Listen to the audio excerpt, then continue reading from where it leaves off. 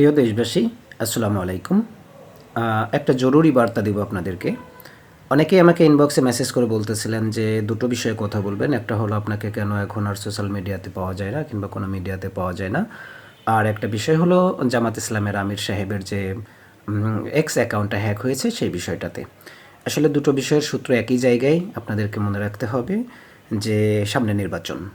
উম, আমাদের যারা বিপ্লবীরা সম্মুখ সারিতে রাজপথে এখনও আছেন, বিশেষ করে হাদি রহমতুল্লাহ আলাইহের হত্যাকারীদের বিচারের দাবিতে এনাদের যে কোনোভাবে এটা আটকে যাচ্ছে। আসলে সেটা কোনো ব্যাপার না। আমরা কথা বললে আপনারা তো আছেন, আপনারা শেয়ার করেন, আপনারা এই ভিডিওগুলো ছড়িয়ে দেন।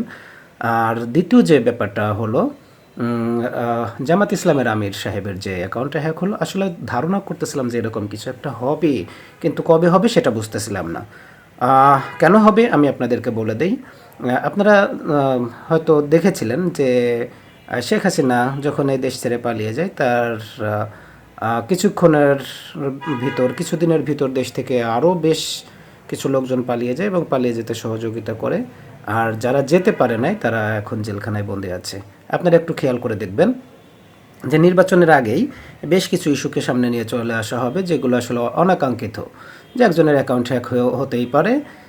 তার জন্য তিনি ক্ষমা চেয়েছেন এবং সেটাকে নিয়ে তদন্ত করার যথেষ্ট সুযোগ আছে। তারপরেও দেখবেন যে এখন পুরো ঢাকা শহরকে অবরোধ করে দেওয়ার মতো পায়তারা চলতেছে।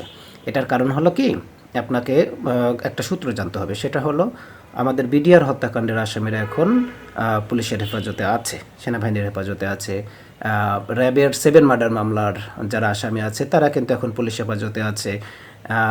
সবগুলো অপরাধের আসামিরা, বিশেষ করে ওসি প্রদীপের ফাঁসিটা কার্যকর করা হয় নাই। এরপরে আপনার আমাদের যে শহীদ দের যারা হত্যাকারী আছে এদের ফাঁসির রায়টা কার্যকর করা হয় নাই।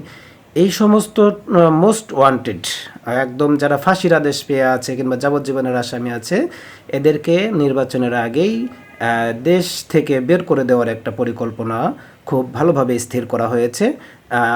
এই বিষয়গুলো আপনারা একটু ছড়িয়ে দিবেন।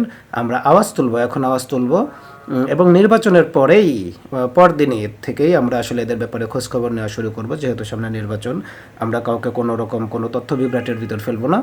তবে খেয়াল রাখতে হবে যেন এই বাদবাকি যে মানুষগুলো আছে বিচারের অপেক্ষায়, এরা যেন দেশ ছেড়ে পালাতে না পারে।